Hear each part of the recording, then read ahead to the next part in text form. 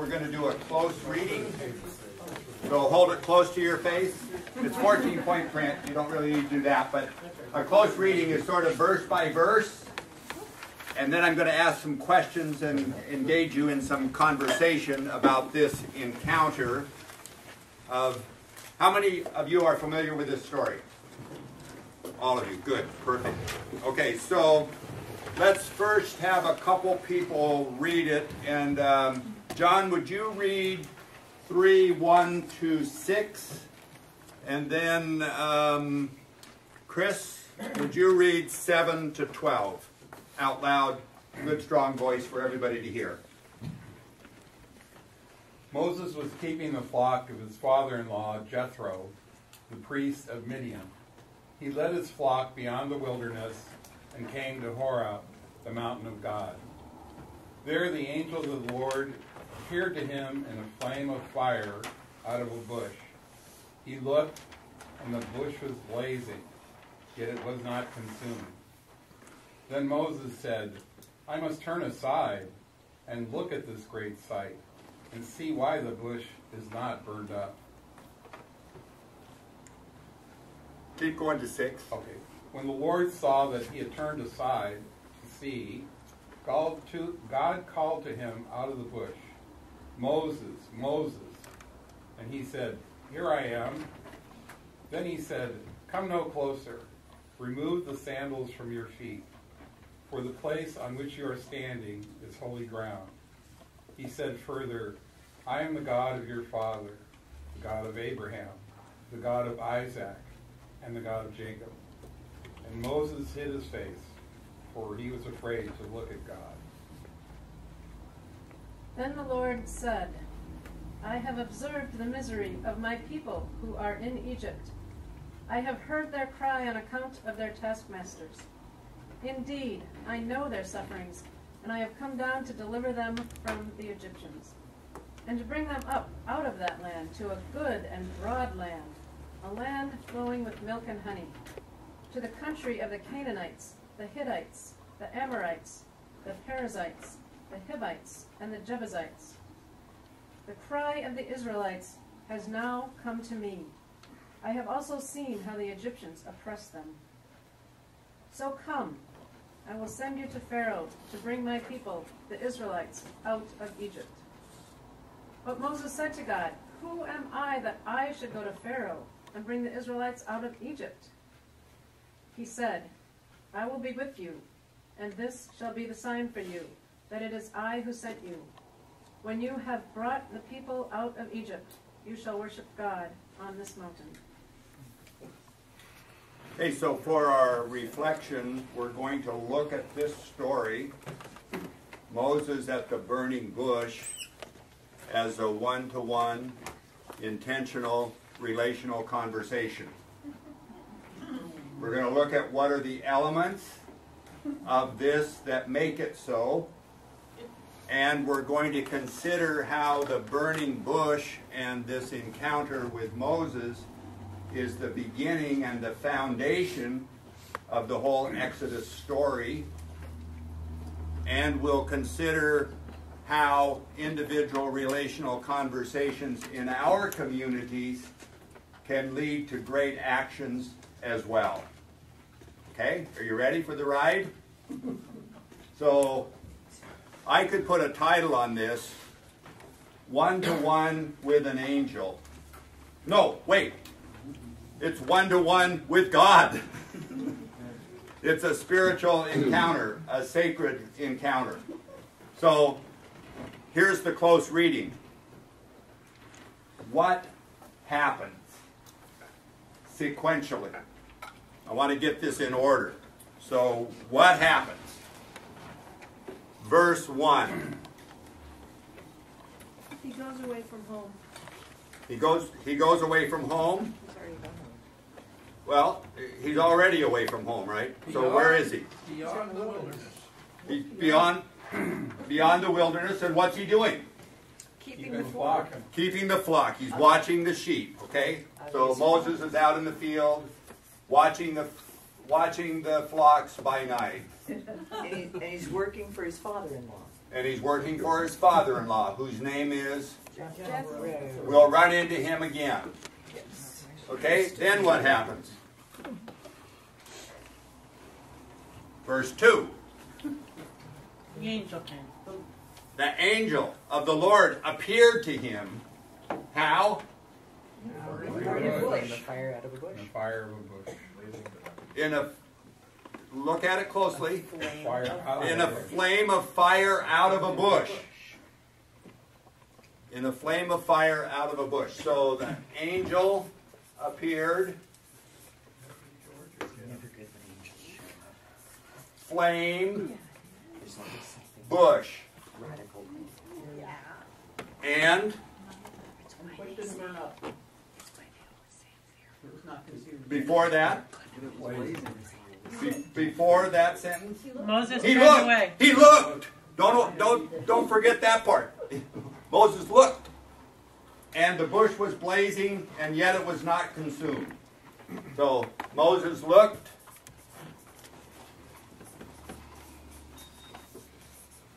And he saw the bush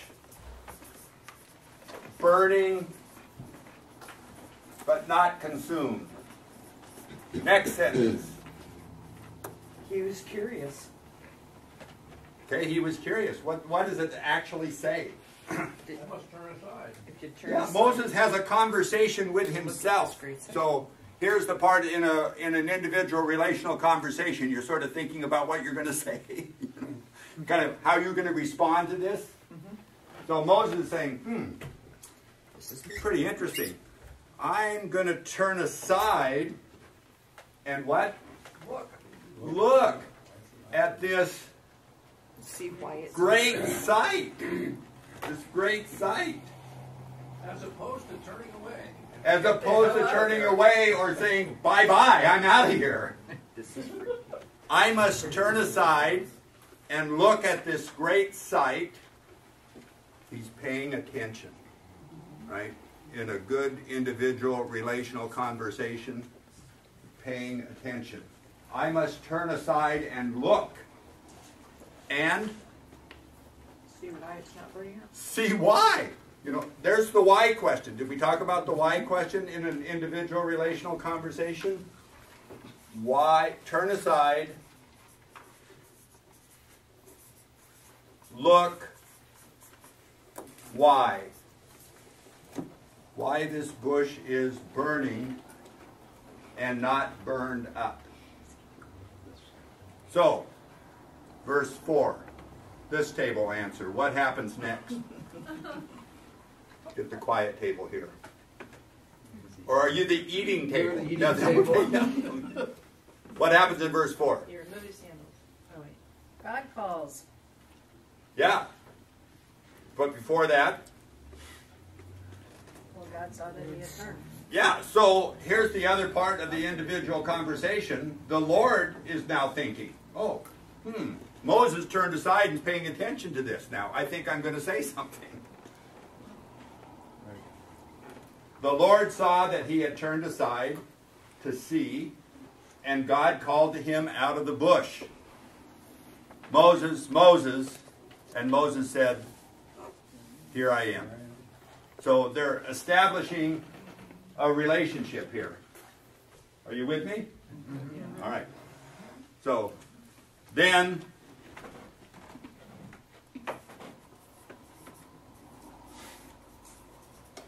Then the Lord told him to take off his shoes.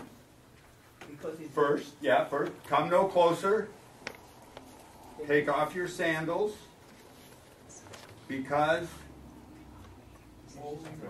holy ground. So do you ever feel like when you're in an individual conversation, you're on holy ground? People are vulnerable.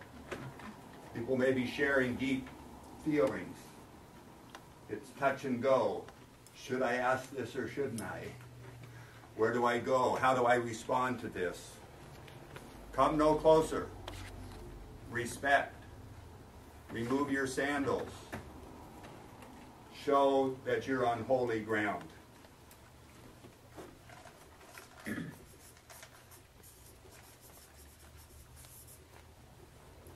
And then, God again speaks.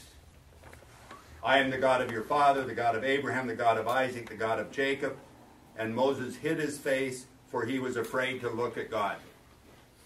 So there's a deep encounter now. And Moses could have left. That could be the end of the meeting. I'm afraid, right? Hid his face. I'm afraid. I don't want to go anymore. I'm done. No more, please. Is there a little agitation in this meeting? Just wait. Just wait. Okay, then 7, 8, and 9 are all part of one large lump. What would you say is being said or done in that section 7 to 9? These people are being oppressed, and he knows about it. God recognizes the oppression of the people, the suffering of the people. I've observed it, I've seen it, I've known it in the biblical sense. I know their sufferings, and I have come down to deliver them from the Egyptians and to bring them out into the land of milk and honey. And then, as if that's not enough, verse 9, the cry of the Israelites has now come to me. I've also seen how the Egyptians oppress them. So what's happening here? How would you summarize that? The Lord is answering a call for help. He's answering a call for help. He's showing compassion. He's recognizing the situation. In an individual relational conversation, do you get to know what the situation of the other is? Some of their suffering, some of their oppression, some of the pressures on them and their family. So he's recognizing that. I've seen it. I've known it. I've come down. Then verse 10 is lovely. What? So you go do something about it. So you go do something about it. This is not a rescue, right? I'm not going to fix it for you. And in a relational meeting, you do not fix it for the other. I'm with you, and you've got to do it. I will send you where? To Pharaoh. To Pharaoh. Do you like that, John? Oh, yeah, that'd be fun. Yeah. Well, it's the heart of power, isn't it? Isn't that what we've been talking about? Building capacity to get to the heart of power, where the decisions are made, where the oppression starts, where do the pressures start, what's the source of the pressures on our families, why are we so busy, why do we not have time, why are we suffering?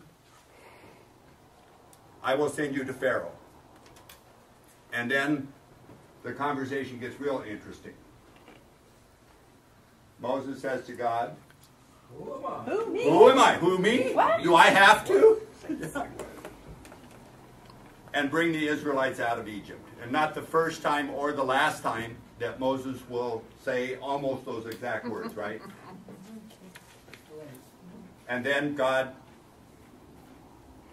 reassures, I will be with you, and this will be a sign. When it's all happened, you can come back here and worship on this mountain.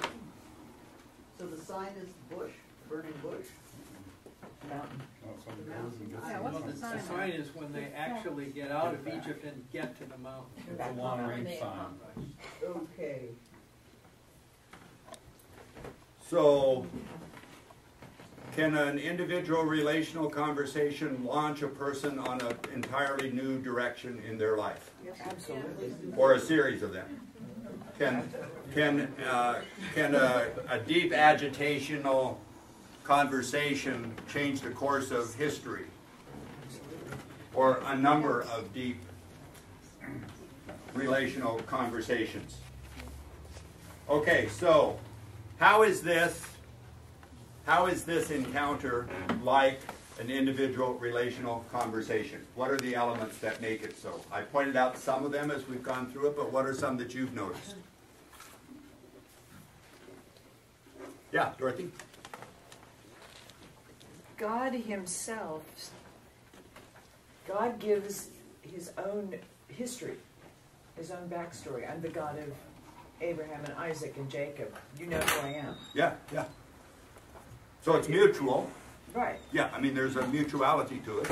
It's not a commandment only. It's not a thou shalt. It's a conversation. And God does share some of God's story. I've seen their affliction. I've known their sufferings. Okay? Right. It's intentional. It's intentional. How's it going with the sheep? Like that. Yeah, it could have started that way. Yeah, Moses might have said, let's get back to the sheep. Can we, I really need some help with the sheep. Anyway, sheep need to be shepherded. Well, they do. Yeah. But that's an interesting piece of it, that Moses turns aside from what he's supposed to be doing.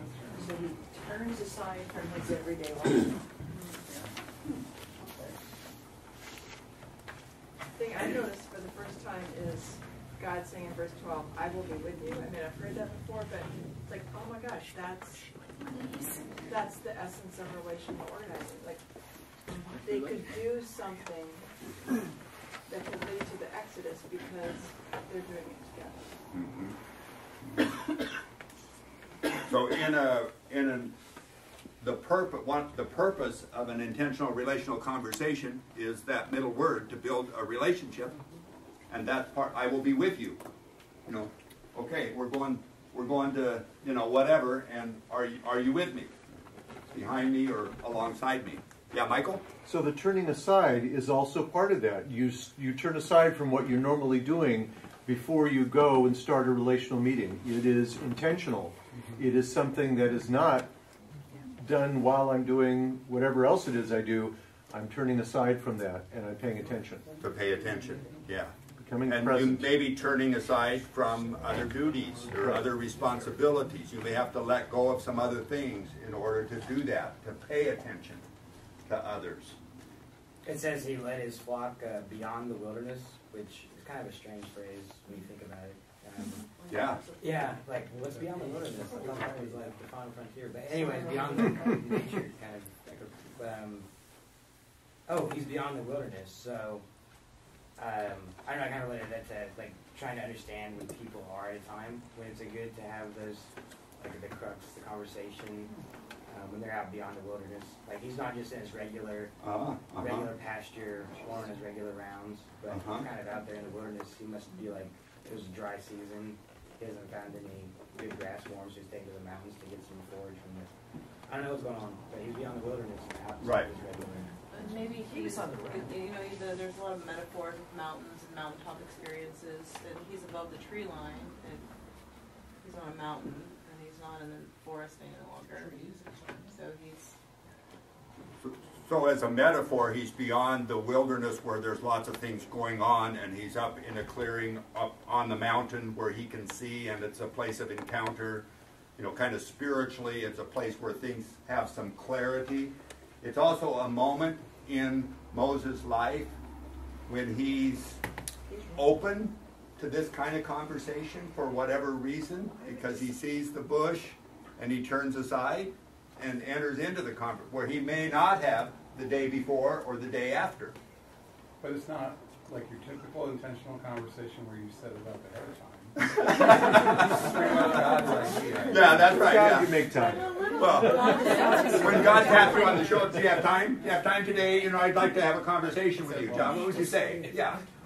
Probably. Yeah. Maybe. Yeah.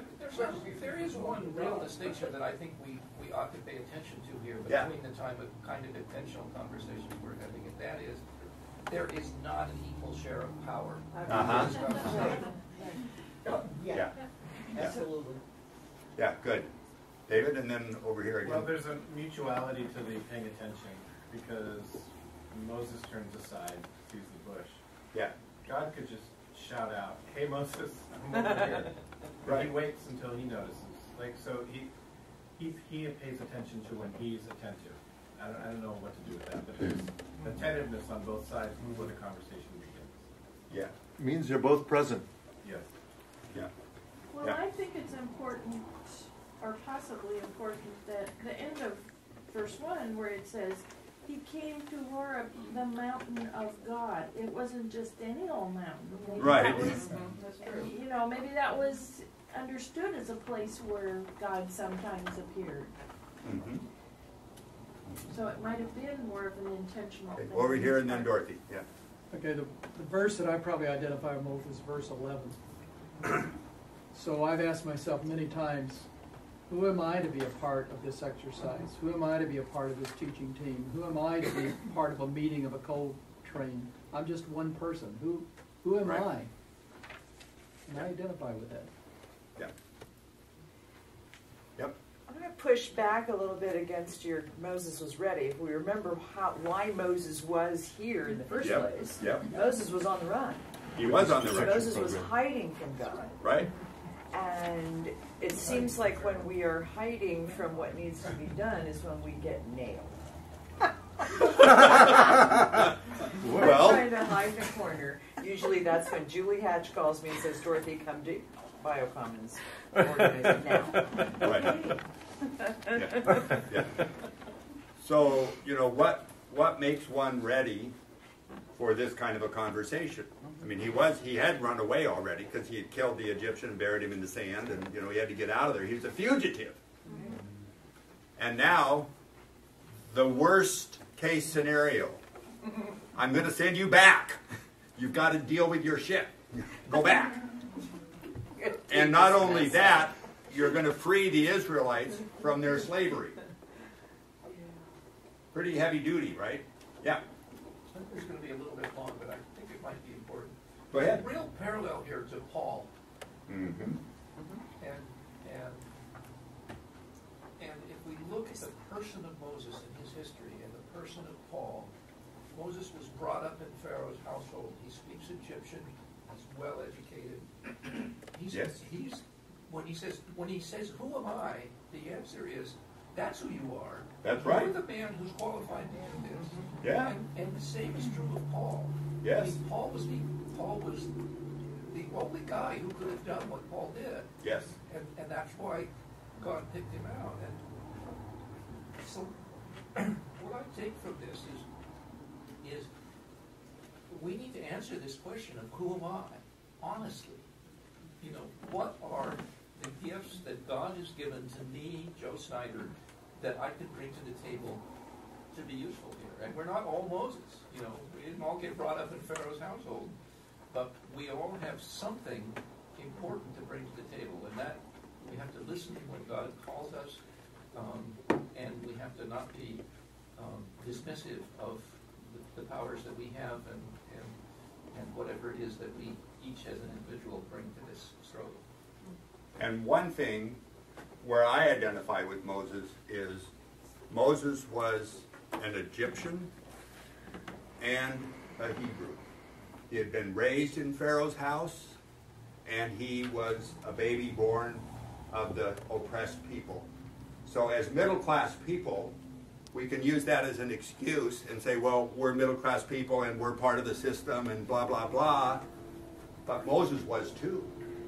And that's exactly why God chose to call him to go to Pharaoh. So no excuses on that one, right? Okay, we're gonna move to a story moving from, well, are you beginning to see how an individual relational conversation can also be a spiritual practice? Okay, because for me it is. I mean, I've really put that on my list in my rule of life. Is relational meetings are part of my spiritual practice, and there are spiritual dimensions here, and we'll get back to that a little bit later. Levita's going to tell a story now about moving from intentional relational conversations to action in a similar way that Moses was motivated to go to Pharaoh.